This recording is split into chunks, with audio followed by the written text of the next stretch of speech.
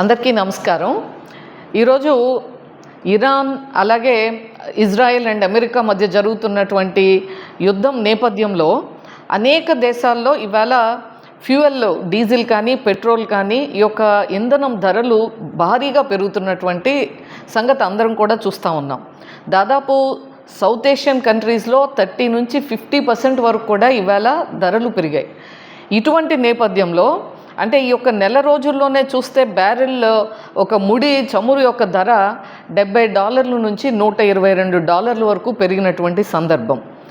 అయితే అన్ని దేశాల్లో కూడా ఈ యొక్క ఫ్యూయల్ ప్రైజెస్ని పెంచుతూ పోతున్నాయి. దాని మూలంగా ఇన్ఫ్లేషన్ ధరలన్నీ కూడా పెరుగుతున్నటువంటి సందర్భం, ఒక సంక్షోభం నెలకొని ఉంది ఈ రోజున. ఇటువంటి సందర్భంలో మన దేశంలో మాత్రం నరేంద్ర మోడీ గారు ఒక చక్కటి నిర్ణయం, అంటే నేషన్ ఫస్ట్ అనేటువంటి ఒక భావన ఏదైతే పదే పదే భారతీయ జనతా పార్టీ నమ్ముతుందో, అదే సిద్ధాంతంతో పనిచేస్తుందో, ఈరోజు కూడా జరుగుతున్నటువంటి ఏషియాలో జరుగుతున్నటువంటి ఈ యొక్క యుద్ధం నేపథ్యంలో కూడా మన దగ్గర సామాన్యులు ఎవరూ కూడా ఇబ్బంది పడకూడదని చెప్పి, ధరల ప్రభావం ప్రజల మీద పడకూడదు, దాని యొక్క భారం అని చెప్పి ఈవేళ మనకు డీజిల్ మీద పెట్రోల్ మీద ఉన్నటువంటి ఎక్సైజ్ డ్యూటీని, పెట్రోల్ మీద ఉన్నటువంటి 13% ఎక్సైజ్ డ్యూటీని 3%కి తగ్గించటం, డీజిల్ మీద ఉన్నటువంటి 10% ఎక్సైజ్ డ్యూటీని కంప్లీట్గా నలిఫై చేయటం, జీరో చేయటం.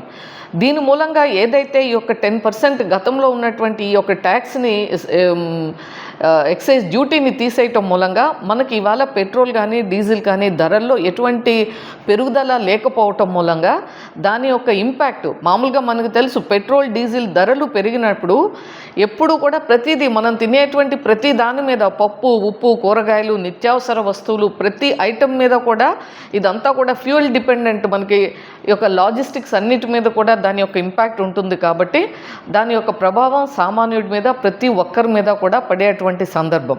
కానీ నిన్న ప్రధానమంత్రి గారు తీసుకున్నటువంటి ఈ యొక్క నిర్ణయం మూలంగా ఇవాళ ఈ దేశ ప్రజలు ధరల పెరుగుదల యొక్క భారం నుంచి, అలాగే మనకి పెట్రోల్ డీజిల్ ధరల యొక్క పెరుగుదల భారం నుంచి కూడా ఇవాళ మనకి మంచి ఉపశమనం కలిగించారు. దీనికి మనందరం కూడా భారతీయ జనతా పార్టీ తరపున ప్రధానమంత్రి గారికి, అలాగే మన ఆర్థిక శాఖ మంత్రి నిర్మలా సీతారామన్ గారికి ఈ సందర్భంగా ధన్యవాదాలు తెలియజేస్తూ ఉన్నాం.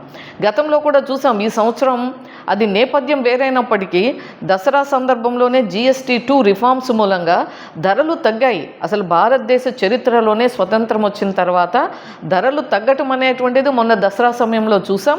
దాని యొక్క ఇంపాక్ట్ మన ఎకానమీ మీద కూడా, పర్చేసింగ్ కెపాసిటీ పెరగటం, ఆ విధంగా డిమాండ్ పెరగటం, ఆ విధంగా ప్రొడక్షన్ పెంచుకోవటం, ఇదంతా కూడా ఒక ఎకానమీ సైకిల్ని మనం చూసాం. అయితే ఇప్పుడున్నది ఇది సంక్షోభంలో కూడా ప్రజల మీద ఆ యొక్క భారం పడకుండా ఇవాళ ప్రధానమంత్రి గారు తీసుకున్నటువంటి యొక్క నిర్ణయం, ఇది మనందరికీ కూడా చాలా ఉపయోగకరమైనటువంటి నిర్ణయం. కాబట్టి ప్రధానమంత్రి నరేంద్ర మోడీ గారికి ఈ సందర్భంగా మరొక్కసారి ధన్యవాదాలు తెలియజేస్తూ ఉన్నాను.